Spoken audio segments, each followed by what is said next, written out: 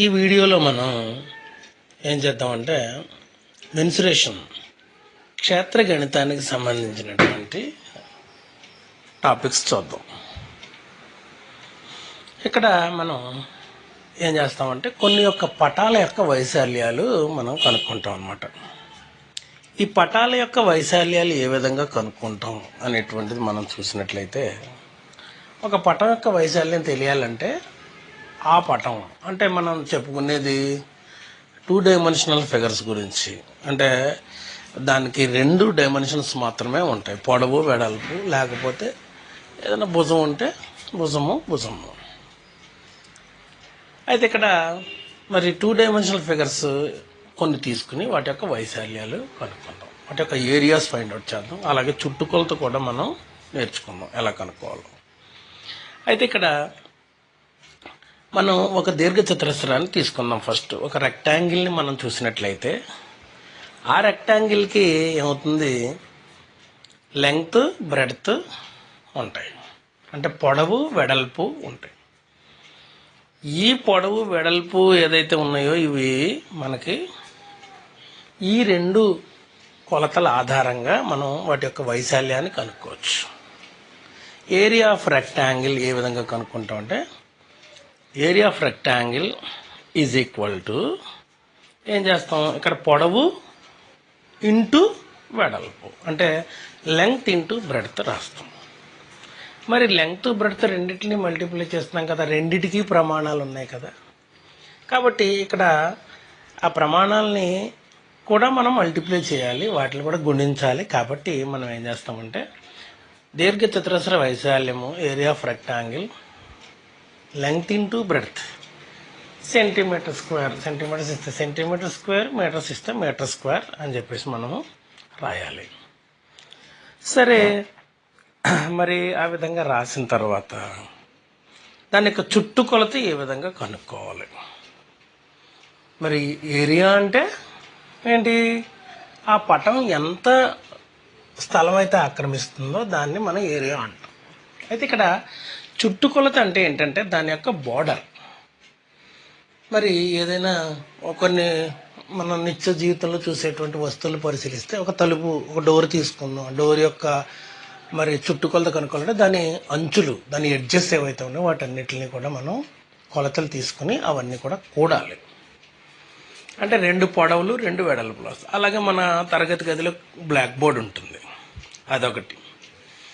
లేకపోతే ఇప్పుడు నేను పాఠం చెప్పేటువంటి స్క్రీన్ ఏదైతే ఉందో, కలర్ స్క్రీన్, అది కూడా రెక్టాంగిల్ షేప్లోనే ఉంది. దానికి 2 పొడవులు 2 వెడల్పులు మనం గమనిస్తాం కదా. మరి దీని యొక్క చుట్టుకొలత ఏ విధంగా మనం నిర్ణయించాలి అనేటువంటిది ఒకసారి చూద్దాం. ఓకేనండి. అయితే మరి దీని చుట్టుకొలత కనుక్కోవడానికి ఏముంది, ఇందాక నేను చెప్పాను కదా 2 పొడవులు మరియు 2 వెడల్పులు ఉన్నాయి. ఇవన్నీ కూడా మనం ఏం చేయాలి, కూడేయాలి. ఇవన్నీ యాడ్ చేయాలి. అంటే 2 పొడవులు 2L, 2 వెడల్పులు 2B. ఆ రకంగా అంటే L + B + L + B, 2 పొడవులు 2 వెడల్పులు. ఇలా బార్డర్ ఏదైతే ఉందో ఆ బార్డర్ యొక్క మరి ఎంత వాల్యూ అయితే ఉందో మొత్తం దాని చుట్టూ ఉన్నటువంటి కొలత ఏదైతే ఉందో దాని చుట్టూ కొలత పెరిమీటర్ అని చెప్పేసి అంటాం. మరి ఇప్పుడు పెరిమీటర్ ఆఫ్ రెక్టాంగిల్ ఏమని రాయొచ్చు మనం, perimeter of rectangle is equal to, మరి ఎలా వస్తుంది, 2L + 2B. మరి రెండిట్లోనూ 2 ఉంది కదా, 2 కామన్ చేసేస్తే మనం ఏమని రాయొచ్చు అంటే 2 ఆఫ్, ఏం రాయొచ్చు, 2 ఆఫ్. ఎందుకు 2 కామన్ చేయాలి, మరి 2 Lలు 2 Bలు ఉన్నాయి. 2 ఆఫ్ L + B. ఇక్కడ మనం మల్టిప్లికేషన్ చేయట్లేదు, ఎడిషన్ చేస్తున్నాం కాబట్టి ప్రమాణాలు కూడా కూడతాం. కాబట్టి మనం ఏం చేస్తామంటే సెంటీమీటర్స్ అని రాస్తాం అంతే. అంటే ఇప్పుడు మనకేం తెలిసింది, ఏరియా ఆఫ్ రెక్టాంగిల్ ఏమో L × B, అలాగే పెరిమీటర్ ఆఫ్ రెక్టాంగిల్ ఏమో 2 × L + B అనేటువంటిది తెలిసింది మనకి కదా. లేకపోతే నెక్స్ట్ మనకి వచ్చేది ఏంటంటే ఇంకొక టాపిక్ మనం తీసుకున్నట్లయితే, దీంట్లో ఇంకో పటం మనం పరిశీలించినట్లయితే అది చతురస్రం. ఇప్పటిదాకా మనం దీర్ఘ చతురస్రం యొక్క వైశాల్యము చుట్టుకొలత ఏ విధంగా నిర్ణయించాలి అనేటువంటిది తెలుసుకున్నాం. వాటి యొక్క ఫార్ములాలు కూడా నేర్చుకున్నాం. మరి ఈ చతురస్రానికి సంబంధించిన విషయం, స్క్వేర్కి సంబంధించి వస్తే మనం స్క్వేర్కి అవుతాయంటే అన్ని భుజాలు సమానంగా ఉంటాయి. మరి రెక్టాంగిల్ ఎలా ఉన్నాయి? Opposite sides are equal. కానీ స్క్వేర్లో అన్ని భుజాలు సమానము, ఆల్ సైడ్స్ ఆర్ ఈక్వల్. మరి ఆల్ సైడ్స్ ఆర్ ఈక్వల్ అయితే నేనేమనుకుంటానంటే ఫస్ట్ ఈచ్ సైడ్, ప్రతి భుజం కూడా ఏ అని అనుకుంటాను. మరి ప్రతి భుజం ఏ అనుకుని తర్వాత ఏం చేస్తానంటే దీని యొక్క వైశాల్యాన్ని కనుక్కోవడానికి ఫార్ములా కనుక్కోవడానికి చూస్తాం. అంటే మనం ఈ రెండు పటాలని పరిశీలించినప్పుడు ఏం జరుగుతుందంటే అక్కడేమో రెండు పొడవులు రెండు వెడల్పులు ఉన్నాయి. ఇక్కడ చూస్తే మనకి అన్ని పొడవులు సమానం, అన్ని భుజాలు సమానం. కాబట్టి రెక్టాంగిల్ ఫార్ములాలో ఎల్ బదులు ఏ రాసి బి బదులు కూడా ఏ రాస్తే ఏమవుతుంది? ఏ ఇంటూ ఏ అవుతుంది. ఏ ఇంటూ ఏ స్క్వేర్. ఏ ఇంటూ ఏమవుతుంది? ఏ స్క్వేర్ అవుతుంది. మరి ఈ ఏ స్క్వేర్, మరి ఇది వైశాల్యం కదా, కంపల్సరీ ఎలా ఉండాలి? Centimetre square. సెంటీమీటర్ స్క్వేర్ ఉండాలి. ఏ స్క్వేర్ సెంటీమీటర్ స్క్వేర్. అది అయిపోయింది. ఇక చుట్టుకొలత ఏ రకంగా కనుక్కోవాలనేటువంటిది చూద్దాం. మరి చుట్టుకొలత ఏ రకంగా కనుక్కోవాలి? మనం చెప్పుకున్నాం కదా ఇందాక, అన్ని భుజాల యొక్క మొత్తం, భుజాల కొలతలు ఏవైతే ఉన్నాయో భుజాల కొలతల మొత్తాన్ని మనం కనుక్కుంటే అదేమంటాము? చుట్టుకొలత అని చెప్పేసి అంటాం. అయితే అక్కడ వేరు వేరు భుజాలు ఉన్నాయి, ఎదురెదురు భుజాలు సమానంగా ఉన్నాయి. ఇక్కడ ఏం సమానంగా ఉన్నాయి? ఇక్కడ అన్ని భుజాలు సమానంగా ఉన్నాయి. మరి ఒక భుజాన్ని ఏమనుకున్నాను నేను? ఏ అనుకున్నాను. ఒక భుజాన్ని ఏ అనుకున్నప్పుడు మిగిలిన అన్ని భుజాలు కూడా ఏమవుతాయి? ఏ అవుతాయి. కాబట్టి ఈ 4 భుజాలు కూడితే కనుక మనకేమొస్తుందంటే ఏ ప్లస్ ఏ ప్లస్ ఏ ప్లస్ ఏ ప్లస్ ఏ, అంటే ఏ ప్లస్ ఏ ప్లస్ ఏ ప్లస్ ఏ, 4 ఏలు కలుపుతున్నాం కాబట్టి 4A సెంటీమీటర్స్ అనేటువంటిది మనకి రావడం అనేది జరుగుతుంది అనమాట. ఓకేనా? దీర్ఘ చతురస్రం మరియు చతురస్రం ఈ రెండింటి గురించి నేర్చుకున్న తర్వాత ఇంకొక 2 ఫిగర్స్ తీసుకుందాం. ఇప్పుడు ట్రయాంగిల్, త్రిభుజము, తర్వాత సమాంతర చతుర్భుజం. దీన్ని మనం ఏమంటామంటే ప్యారలలోగ్రామ్ అని చెప్పేసి అంటాం. ఇప్పుడు మనం నేర్చుకునేది ఏంటంటే area of triangle, area parallelogram, అలాగే వాటి యొక్క చుట్టుకొలతలు కనుక్కోవడానికి మనం ప్రత్యేకంగా ఫార్ములా దేనికి చెప్పుకుంటామంటే రెక్టాంగిల్కి, స్క్వేర్కి చెప్పుకుంటాం. కానీ మిగిలిన వాటికి అంత చెప్పుకోవాల్సిన సమ్ ఆఫ్ ద సైడ్స్ మనం కనుక్కోవడమే. అంటే అన్ని భుజాల యొక్క మొత్తం కనుక్కుంటే సరిపోతుంది. బార్డర్ ఎంత ఉందో తెలుసుకుంటే సరిపోతుంది కదా. ఇప్పుడు మరి మనం ఏం చేద్దామంటే ఈ వైశాల్యాలు ఏ విధంగా కనుక్కుందాం?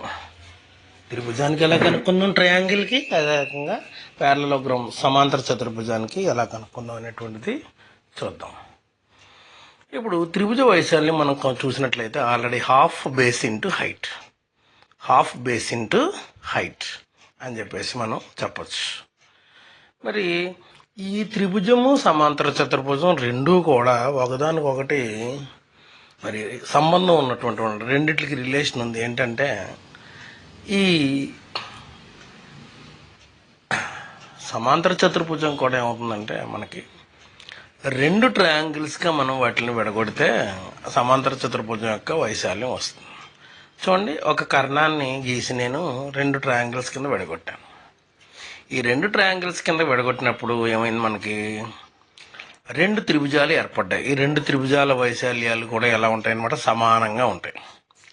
2 త్రిభుజాల వైశాల్యాలు ఎలా సమానంగా ఉంటాయి, ఎందుకు సమానంగా ఉంటాయి అనేటువంటిది మనం ఆలోచిస్తే మరి సమాంతర చతుర్భుజం యొక్క మరి దాని యొక్క ధర్మాలు మనం చూసినట్లయితే వాటికి opposite sides are equal and parallel. Opposite sides ఎలా ఉంటాయి? ఈక్వల్గా ఉంటాయి మరియు ప్యారలల్గా ఉంటాయి. మరి ఆపోజిట్ సైడ్స్ ఈక్వల్గా ప్యారలల్గా ఉన్నాయంటే మనం ఇక్కడ ఈక్వల్గా ఉన్నది తీసుకుంటున్నాం అనమాట. ఆపోజిట్ సైడ్స్ ఏం తీసుకుంటున్నాం? ఈక్వల్గా ఉన్నాయని తీసుకుంటున్నాం, అంతే కదా. మరి ఇప్పుడు అలా తీసుకున్నప్పుడు ఇక్కడ చూడండి, నేను ఒక త్రిభుజానికి హైట్ గీశాను, ఇంకో త్రిభుజానికి కూడా హైట్ గీశాను, రెండిట్లకి హైట్ గీశాను. ఈ రెండు హైట్లు మనకి సమానం, ఎందుకంటే ఈ రెండు కూడా సమాంతర చతుర్భుజంలోని ఎదురెదురు భుజాల మధ్య ఉన్నటువంటి దూరం కదా. మరి ఎదురెదురు భుజాల మధ్య ఉన్నది అంటే సమాంతర రేఖలు కదా, సమాంతర రేఖల మధ్య దూరం సమానంగా ఉంటుంది. కాబట్టి ఈ రెండు ట్రయాంగిల్స్ యొక్క ఏరియాలు సమానంగా ఉంటాయి. అయితే ఇక్కడ వేరువేరుగా ఉన్నాయి అనుకున్నా మనం ఏం చేయొచ్చు, పోనీ అలా అనుకున్న రెండు ట్రయాంగిల్స్ కింద విడగొట్టినాం. మరి ఇప్పుడు దీని ఏరియా ఎలా వస్తుంది? ఈ రెండు ట్రయాంగిల్స్ ఏవైతే ఉన్నాయో ఈ రెండు ట్రయాంగిల్స్ యొక్క మరి ఒక మొత్తం ఏదైతే ఉందో, రెండు ట్రయాంగిల్స్ యొక్క వైశాల్యాలు మొత్తం ఏమైతే ఉందో ఆ వైశాల్యాలు మొత్తానికి సమానం. అంటే మొదటి ట్రయాంగిల్కి హాఫ్ బిహెచ్, రెండో ట్రయాంగిల్కి హాఫ్ బిహెచ్, రెండు బిహెచ్లో సగం ఉన్నాయి. మరి రెండు కూడితే అవుతుంది బిహెచ్ అవుతుంది, అంటే బేస్ ఇంటూ హైట్ అవుతుంది. కాబట్టి సమాంతర చతుర్భుజం యొక్క వైశాల్యం అంటే ఏరియా ఆఫ్ ప్యారలలోగ్రామ్ మనకి ఏమవుతుందన్నమాట, బేస్ ఇంటూ హైట్ అవుతుంది, బేస్ ఇంటూ హైట్. మరి ఇప్పుడు పెరిమీటర్ ఫైండ్ అవుట్ చేయాలి. పెరిమీటర్ ఫైండ్ అవుట్ చేయాలంటే ఇక్కడ మనం అక్కడైతే 2 ఇంటూ పొడవు ప్లస్ వెడల్పు 2 ఇంటూ ఎల్ ప్లస్ బి అని రాయగలము. ఇక్కడ అలా రాయలేము, ఎందుకంటే వీటికి స్పెసిఫిక్గా ఆపోజిట్ సైడ్స్ అని అంటాం, కానీ ఇది పొడవు ఇది వెడల్పు అని రాయకూడదు. కాబట్టి మనం ఏం చేస్తామంటే దీన్ని some of all the sides అంటే సమ్ ఆఫ్ ఆల్ 4 సైడ్స్గా చెప్పుకుంటాం అనమాట. Some of all 4 sides.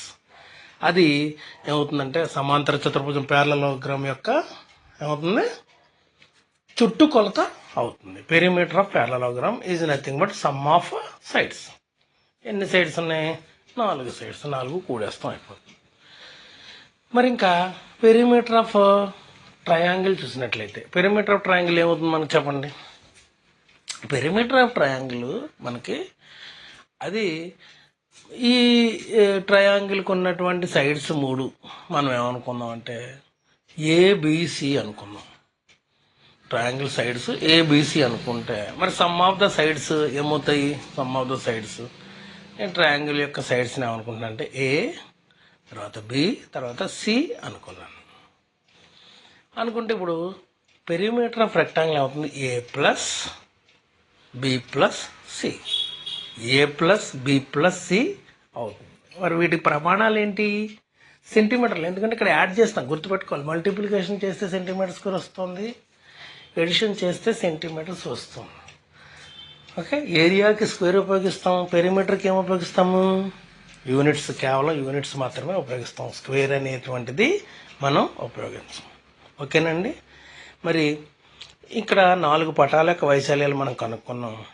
మిగిలిన పటాల వైశాల్యాలు మరి మనం ఏం చేద్దామంటే ఇంకో వీడియోలో మనం మిగిలిన పటాల యొక్క వైశాల్యాలన్నీ కూడా చూద్దాం. కాబట్టి ఏంటంటే ప్రతి వీడియోని మొత్తం పూర్తిగా చూడండి, చూసి స్థిమితంగా మన కంగారు లేకుండా జాగ్రత్తగా నేర్చుకుంటే పరీక్ష రాసేటప్పుడు ప్రశాంతంగా రాయగలుగుతాం. కాబట్టి thank you for watching this video.